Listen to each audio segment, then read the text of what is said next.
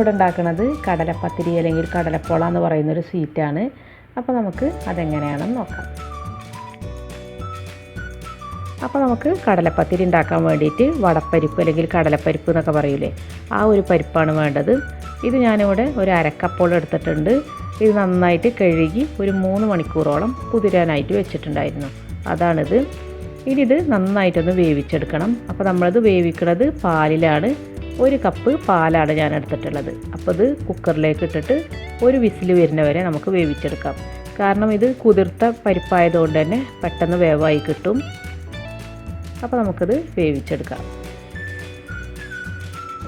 ഇത് കണ്ടോ, ഞാൻ നന്നായിട്ട് വേവിച്ചെടുത്തിട്ടുണ്ട്.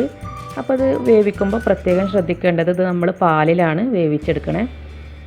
അപ്പോൾ കുക്കറിൻ്റെ വാഷറൊക്കെ നല്ല വാഷറുള്ള കുക്കറായിരിക്കണം, അല്ലെങ്കിൽ തിളച്ച് വരുമ്പോൾ പാല് പുറത്തേക്ക് ചീറ്റിപ്പോവാൻ സാധ്യതയുണ്ട്. അപ്പോൾ ഒരു കംപ്ലൈൻറ്റും ഇല്ലാത്ത കുക്കറിലായിരിക്കണം ഇത് വേവിക്കേണ്ടത്. ഇനി അതല്ലെങ്കിൽ നമുക്ക് ടൈം ഉണ്ടെങ്കിൽ നമ്മുടെ സാധാരണ സ്റ്റൗവിൽ വെച്ചിട്ട് ഇത് വേവിച്ചെടുത്താലും മതി. അപ്പോൾ കുറച്ചും കൂടെ പാലൊഴിച്ചിട്ട് വേവിക്കേണ്ടി വരും. ഇനി ഇത് നമുക്കൊന്ന് അരച്ചെടുക്കണം. അതിന് വേണ്ടിയിട്ടൊരു മിക്സിയുടെ ജാർ എടുക്കാം. അതിലേക്ക് നമ്മുടെ ഈ വേവിച്ചെടുത്ത കടലപ്പരിപ്പ് ചേർത്ത് കൊടുക്കാം. ഇനി വേണ്ടത് മധുരത്തിന് ആവശ്യമായിട്ടുള്ള പഞ്ചസാരയാണ്. ഒരു 6 ടേബിൾ സ്പൂൺ പഞ്ചസാരയാണ് നമുക്ക് വേണ്ടത്. അപ്പോൾ അതൊരു മിനിമം മധുരം ഉണ്ടാവുള്ളൂ. ഇനി നിങ്ങൾക്ക് കൂടുതൽ മധുരം വേണമെന്നുണ്ടെങ്കിൽ കൂടുതൽ പഞ്ചസാര ചേർക്കാം കേട്ടോ. പിന്നെ ഇതിലേക്ക് അത്യാവശ്യം മധുരം വേണം, എന്നാലേ ഇത് ടേസ്റ്റ് ഉണ്ടാവുള്ളൂ. ഇനി ഇതിലേക്ക് ഫ്ലേവറിന് വേണ്ടിയിട്ട് ഞാനിവിടെ ചേർക്കുന്നത് ഏലക്ക പൗഡറാണ്. ഞാൻ 1/2 ടീസ്പൂൺ ഏലക്ക പൗഡറാണ് ചേർക്കുന്നത്. ഇനി വേണ്ടത് നമുക്ക് മുട്ടയാണ്. അപ്പോൾ പോളയാകുമ്പോൾ സ്വാഭാവികമായിട്ടും നമുക്ക് മുട്ട വേണ്ടി വരും. അപ്പോൾ ഞാനിവിടെ 4 മുട്ടയാണ് എടുത്തിട്ടുള്ളത്. അത് നമുക്ക് പൊട്ടിച്ച് ഈ ഒരു ജാറിലേക്ക് ഒഴിച്ചു കൊടുക്കാം. ഇനി ഇത് നന്നായിട്ടൊന്ന് അരച്ചെടുക്കണം. നല്ല പേസ്റ്റ് രൂപത്തിൽ ഒന്ന് അരച്ചെടുക്കാം.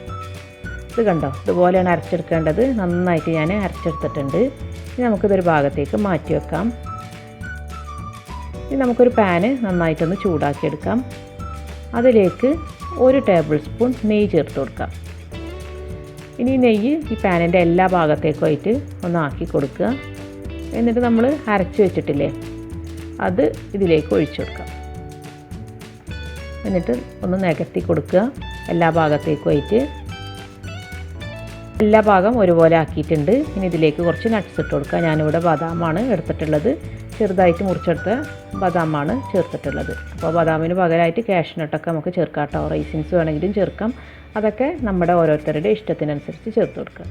അപ്പോൾ താഴെ ഒരു ദോശക്കല്ല് ഞാൻ നന്നായിട്ട് ചൂടാക്കി എടുത്തിട്ടുണ്ട്. അതിൻ്റെ മേലിൽ വെച്ചിട്ടാണ് ഞാനത് വേവിച്ചെടുക്കണേ.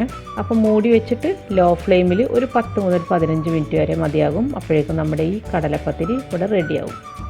ഇതിപ്പോൾ കണ്ടോ, നമ്മുടെ കടലപ്പത്തിരി ഇവിടെ റെഡി ആയിട്ടുണ്ട്. ഇതിങ്ങനെ പൊങ്ങി വരും. അപ്പോൾ നമുക്ക് മനസ്സിലാക്കാം ഇത് വേവായിട്ടുണ്ട് എന്ന്. ഇനി ഇത് തിരിച്ചിടേണ്ട ആവശ്യമൊന്നുമില്ല. മുകൾ ഭാഗമൊക്കെ നന്നായിട്ട് വെന്ത് കിട്ടും ഈ ഒരു സമയം കൊണ്ട് തന്നെ.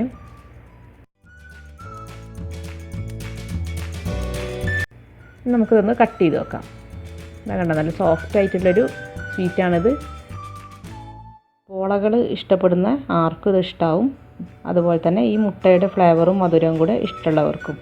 അപ്പോൾ ഇങ്ങനെ ഇഷ്ടമുള്ളവർ ഇതൊന്ന് ട്രൈ ചെയ്ത് നോക്കുക. എന്നിട്ട് ഫീഡ്ബാക്ക് തന്നെ അറിയിക്കുക കേട്ടോ. ഇനി വീണ്ടും പുതിയ റെസിപ്പീസുമായി വരുന്നത് വരെ താങ്ക് യു.